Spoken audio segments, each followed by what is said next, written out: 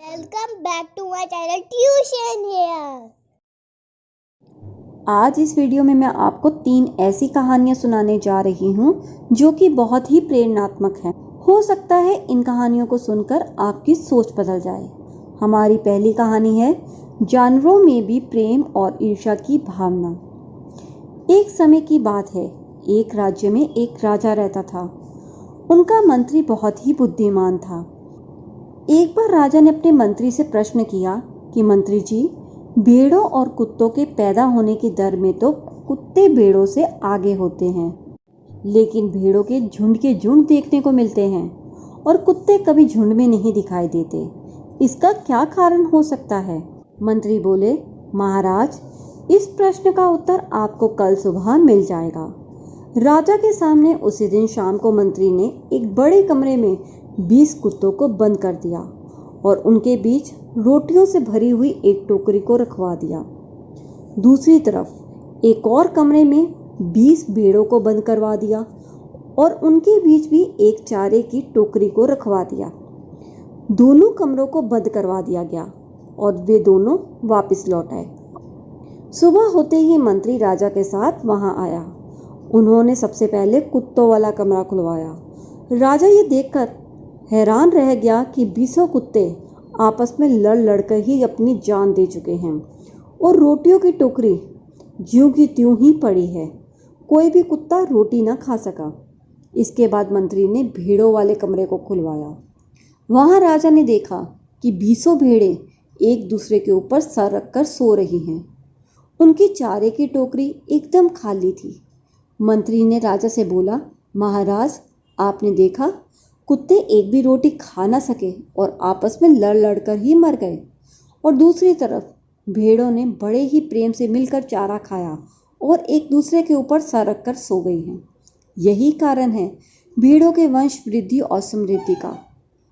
उधर कुत्ते जो एक दूसरे को सहन नहीं कर सकते, जिस बिरादरी में इतनी घृणा और द्वेष होगा, उनमें वृद्धि कैसे होगी? राजा इस बात को समझ गए और उन्होंने मंत्री को इनाम दिया।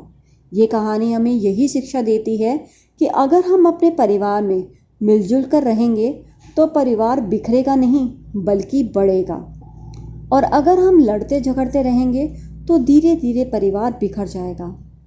अगर आपने मेरे चैनल को अभी तक सब्सक्राइब नहीं किया है तो प्लीज़ कर लीजिए ताकि मेरी वीडियोस की नोटिफिकेशन आप तक आती रहे। कहानी नंबर 2, मेंढकों की टोली। एक बार मेंढकों की टोली जंगल के रास्ते से जा रही थी। अचानक 2 मेंढक एक गड्ढे में गिर गए। जब दूसरे मेंढकों ने देखा कि गड्ढा बहुत गहरा है तो ऊपर खड़े सभी मेंढक चिल्लाने लगे, तुम दोनों इस गड्ढे से बाहर नहीं निकल सकते, गड्ढा बहुत गहरा है, तुम दोनों को इससे निकलने की उम्मीद छोड़ देनी चाहिए। उन दोनों मेंढकों ने शायद ऊपर खड़े मेंढकों की आवाज़ नहीं सुनी और गड्ढे से निकलने की लगातार कोशिश करते रहे। बाहर खड़े मेंढक लगातार कहते रहे, तुम दोनों बेकार में ही मेहनत कर रहे हो, तुम्हें हार मान लेनी चाहिए, तुम नहीं निकल पाओगे। गड्ढे में गिरे एक मेंढक ने उनकी आवाज़ सुन ली और उछलना छोड़ दिया और एक कोने में जाकर बैठ गया। लेकिन दूसरे मेंढक ने प्रयास जारी रखा और वे उछलता रहा। बाहर खड़े मेंढक लगातार कहते रहे, तुम्हें हार मान लेनी चाहिए, पर वे शायद उनकी आवाज़ नहीं सुन पा रहा था। वे उछलता रहा और काफ़ी कोशिशों के बाद बाहर भी आ गया। जब वे बाहर आया तो बाकी मेंढकों ने बोला, क्या तुम हमारी बात नहीं सुन पा रहे थे? उस मेंढक ने इशारे में बताया कि वे उनकी बात नहीं सुन सकता क्योंकि वे तो बहरा है और उनकी कोई भी बात वे नहीं सुन सकता। वह मेंढक तो बस यही सोच रहा था कि बाहर खड़े मेंढक उसका उत्साह बढ़ा रहे हैं, इसलिए वे उछलता रहा और बाहर आने में सफल भी हुआ।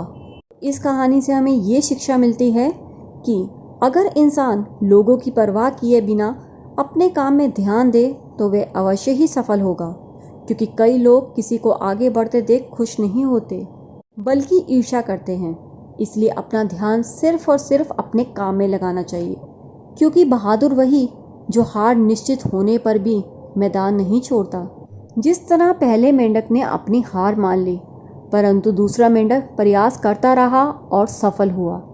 अगर वे भी बाकी मेंढकों की आवाज़ सुनकर शांत बैठ जाता तो वे भी कभी बाहर ना आ पाता और गड्ढे के अंदर ही अपना दम तोड़ देता। इसलिए दूसरों की परवाह करना छोड़ो कि लोग क्या बोलेंगे, लोग क्या कहेंगे, इस बात की बिल्कुल भी परवाह करना छोड़ दो।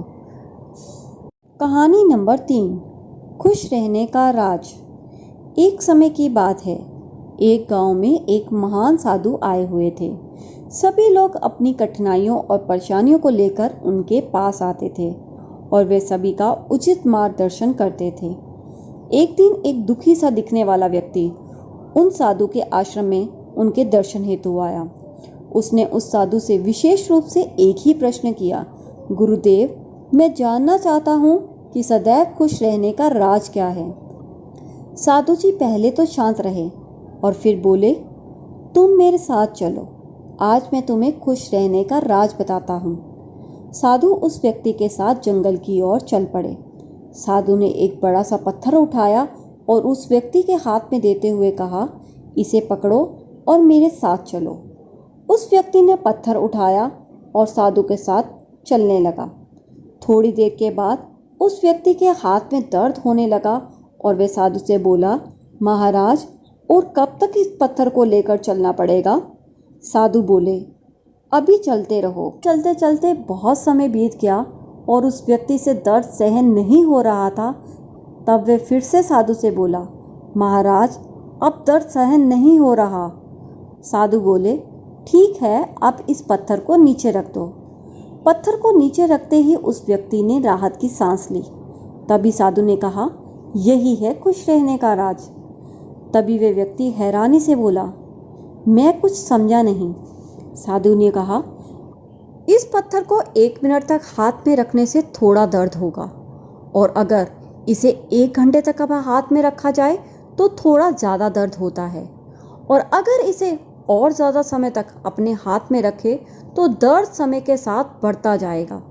इसी तरह दुखों का भार जितने समय तक हम उठाते रहेंगे तो उतना ज़्यादा समय तक हम दुखी और निराश रहेंगे। अब ये हम पर निर्भर है कि हम दुखों के बोझ को 1 मिनट उठाएं या जीवन भर। अगर तुम खुश रहना चाहते हो तो इस दुख रूपी पत्थर को जल्दी से जल्दी नीचे रखना सीखो। हो सके तो उठाओ ही नहीं। हमारे जीवन में दुख एक भार की तरह है। जब भी और जितना भी हम बीते हुए समय में दुखी करने वाली बातों को याद करेंगे उतना ही हम दुखी होंगे। इसलिए दुख हमारे मन में आत्मा के अंदर बैठे रहते हैं और हमें दुखी करते हैं, जैसे इस पत्थर के भार ने तुम्हें किया। जब तुमने इसे नीचे रखा तब तुमने राहत की सांस ली। इसलिए दुख का भार कम करो और खुश रहना सीखो। व्यक्ति को साधु की बात समझ आ गई और अगर आपको ये मेरी तीनों कहानियाँ समझ आ गई हों तो इसे लाइक और शेयर करना ना भूलिए। और अगर अभी तक आपने मेरे चैनल को सब्सक्राइब नहीं किया है तो कर लीजिए।